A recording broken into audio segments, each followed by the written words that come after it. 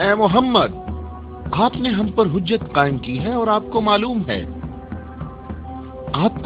ہے کہ آپ نے پہلے ہم دونوں کو اپنی مسجد میں عبادت کرنے کی اجازت دی تھی، لیکن کچھ وقت سے آپ نے ہمیں اپنی مسجد میں عبادت کرنے سے روک دیا، اور اس پر ہم آپ کے شکر گزار ہیں۔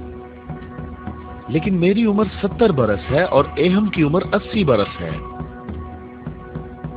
ہم دونوں اہل نجران نے جب سے اس نور کا مشاہدہ کیا تو اس وقت ہم نے یہ فیصلہ کیا کہ ہم اپنے آباء و اجداد کے دین پر باقی رہیں گے۔ ہم نے آپ کی دلیل سنی ہے کہ عیسیٰ مسیح اس وجہ سے رب ہے کہ ان کا باپ نہیں تھا، تو اگر یہ کہا جائے کہ ربوبیت کے لیے معیار یہ ہو کہ جس رب کے ماں باپ دونوں ہی نہیں ہیں وہ اس عالم کی ربوبیت کا زیادہ حقدار ہے، تو اس سب کے باوجود ہم اپنے آباء و اجداد کے دین پر باقی ہیں، اور اے محمد ہم اس بات کی تصدیق نہیں کر سکتے کہ آپ اللہ کے رسول ہیں جیسا کہ آپ دعویٰ کرتے ہیں۔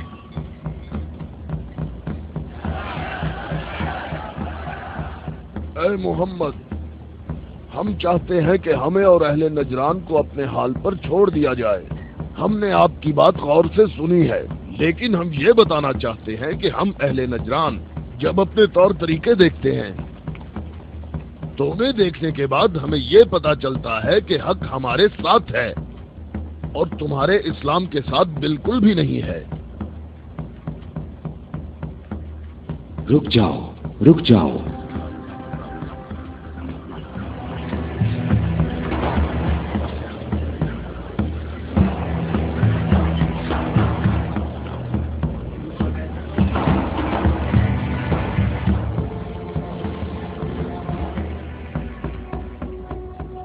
میں نے جو کچھ کہا ہے اپنی طرف سے نہیں کہا، بلکہ یہ سب کلام اللہ ہے۔ تم لوگوں نے میری دلیل سنی اور اس کا جواب نہ دے سکے، اور تمہارے اس تمام اصرار کے باوجود تمہارا معاملہ اپنے مقام پر باقی ہے، اور اللہ کی طرف سے تم پر ایک اور حجت قائم کرنے کے لیے تمہیں مباہلہ کی دعوت دیتا ہوں۔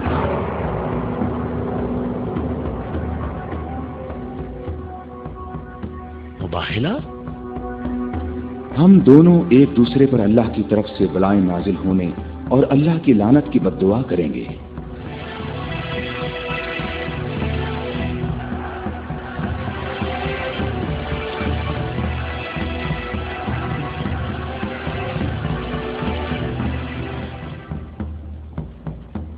اے محمد، یہ بات صحیح ہے، پر ہمیں یقین ہے کہ ہم حق پر ہیں۔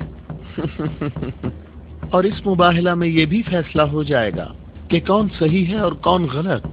ہم متفق ہیں۔ ہمیں کہاں آنا ہے؟ چونکہ تم نے مباہلہ کی تجویز مان لی ہے تو کل صبح ہم لوگ شہر سے باہر جمع ہوں گے۔ ہم اپنے تینوں خداؤں کو پکاریں گے۔ ہم اپنے تینوں خداؤں کو پکاریں گے۔ ہمارے خدا تم پر مصیبتیں نازل کریں گے اور تمہاری اولادوں کو جلا دیں گے اور تمہاری نسل ختم کر دیں گے اور تمہارے پیروکاروں کے دلوں کو ہمارے دین کے شوق اور محبت سے بھر دیں گے۔ اگر تم محمد سے محبت کرتے ہو تو اسے بچانے کی ابھی کوشش کرو، کیونکہ کل کا سورج ڈوبتے ہوئے کوئی نہیں دیکھے گا۔ میری عمر 80 برس ہے اور میں نے اس میں 70 سال کا طویل عرصہ صرف اور صرف دعا اور عبادت میں گزارا ہے، اور کل 70 سال عبادت کی طاقت میرے ساتھ ہوگی، اور پھر میں تمہارے مرشد کے حق میں مصیبت اور ہلاکت کی بد دعا کروں گا۔ یہ کیا کہہ رہا ہے؟ اس نے یہ کیوں کہا؟ اس نے یہ بات کیسے کی؟ اس نے یہ کیسے کہا؟ رک جاؤ۔ اس نے یہ بات کیسے کی؟ ان دونوں کے نزدیک کوئی نہ جائے۔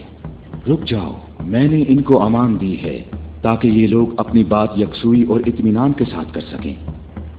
بیٹھ جاؤ۔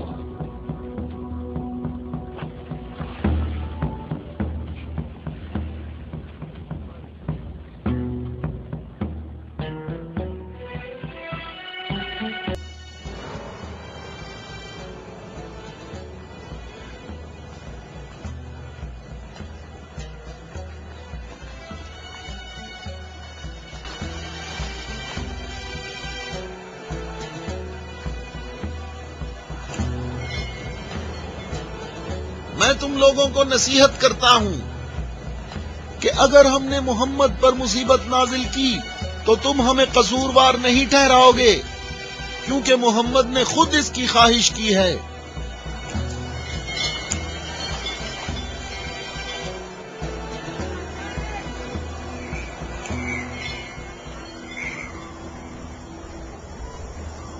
اے خوبرو شخص، تمہارا نام کیا ہے؟ ابو رافع، میں محمد مصطفیٰ کا آزاد کردہ غلام ہوں۔ اگر تم سے ایک سوال پوچھوں تو جواب دو گے؟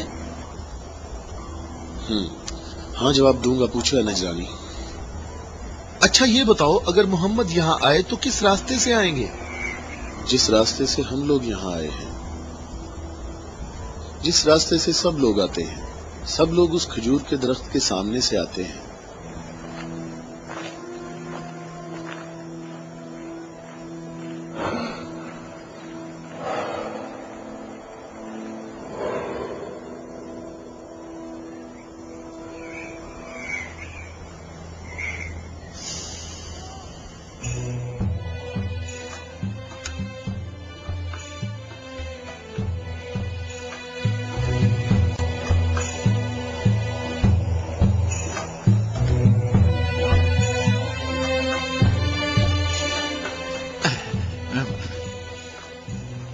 اے ابو رافع، یہ بتاؤ کہ مصیبت کا شکار ہونے محمد کے ساتھ کون لوگ آ رہے ہیں؟ وہ جو دائیں طرف نظر آ رہے ہیں وہ علی ابن ابی طالب، ان کے داماد اور ان کے وصی ہیں۔ علی؟ وہی علی جس نے خندق میں عمر ابن عبد ود عامری کو قتل کیا تھا؟ حارث اور مرہب کو خیبر میں؟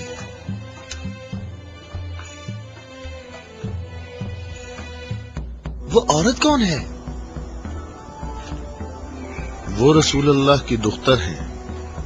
اور وہ زوجہ ہے علی کی؟ صحیح کہا، یہ فاطمہ الزہرا ہیں جو دونوں جہانوں کی عورتوں کی سردار ہیں۔ جناب اہم، ہمارے اندازے بالکل غلط ثابت ہوئے۔ محمد لشکر لے کر نہیں آئے۔ دیکھو کتنے سکون اور اطمینان سے آ رہے ہیں۔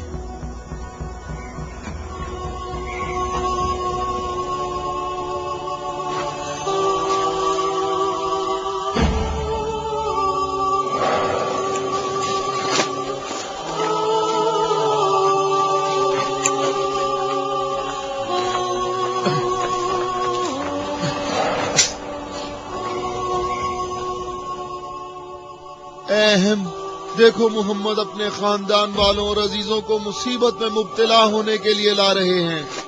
اگر محمد اپنی دعوت میں سچے نہ ہوتے تو اپنے خاندان والوں اور عزیزوں کو یہاں سے دور کسی مقام پر چھوڑ آتے۔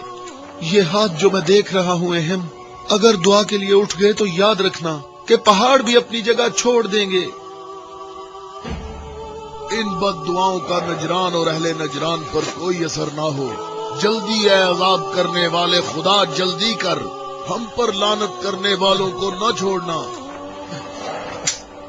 اور ان سے کہو ہم پر لعنت نہ کریں، ان سے کہو ہم پر لعنت نہ کریں۔ اے محمد ٹھہرو، رک جاؤ، ہم پر لعنت نہ کرنا، لعنت نہ کرنا۔